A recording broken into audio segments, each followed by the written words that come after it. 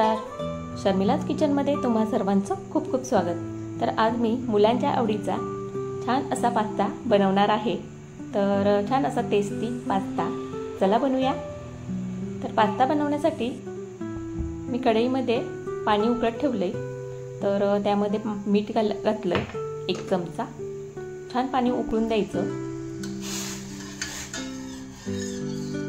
मीठ ढवळून घ्यायचं, छान पाणी उकळून द्यायचं आणि मग त्यामध्ये पास्ता घालायचा। आता पास्ता पूर्ण असा फिरवून घ्यायचा, म्हणजे छान असा शिजला जातो। तर आता छान असा पास्त्याला उकळी आली तर तो चेक करून घ्यायचा। तर पास्ता छान शिजलेला आहे। आता तो आपण नितळून घेणार आहोत।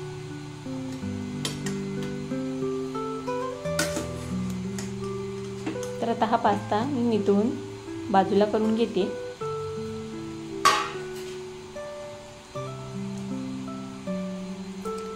आता कढईमध्ये तेल घालून घ्यायचं।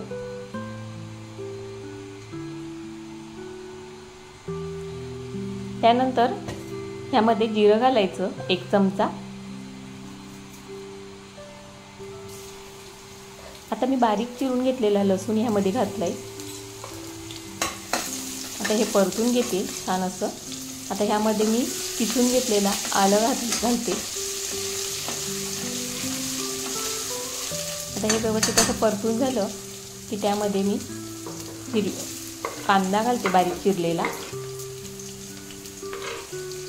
हिरवी मिरची बारीक चिरून घालते। आता हे पूर्ण असं परतून घेते।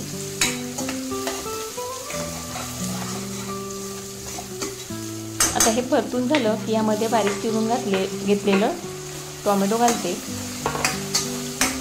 आता हे सुद्धा पूर्ण असं परतून घ्यायचं।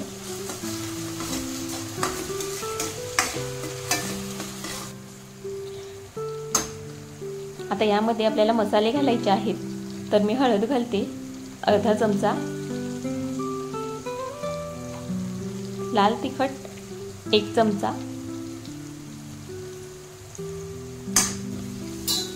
आणि गरम मसाला 1 चमचा घालायचा।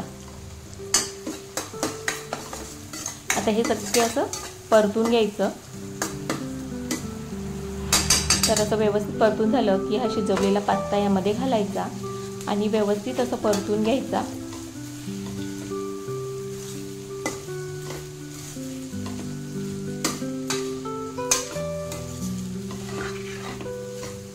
तर आता हे पूर्ण असं परतून घेतलंय। आता यामध्ये मी सोया सॉस 1 चमचा घालते, 2 चमचे टोमॅटो केचप घालते आणि ह्यामध्ये पास्ता सॉस 2 चमचे घालते। आता हे पूर्ण असं परतून घ्यायचं, पूर्ण मिक्स करून घ्यायचं।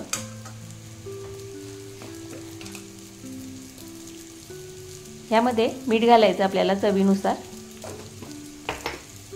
त्यानंतर बारीक चिरून घेतलेली कोथिंबीर घालायची।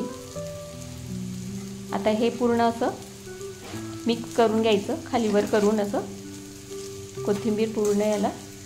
तर झटपट असा आपला पास्ता तयार झालेला आहे।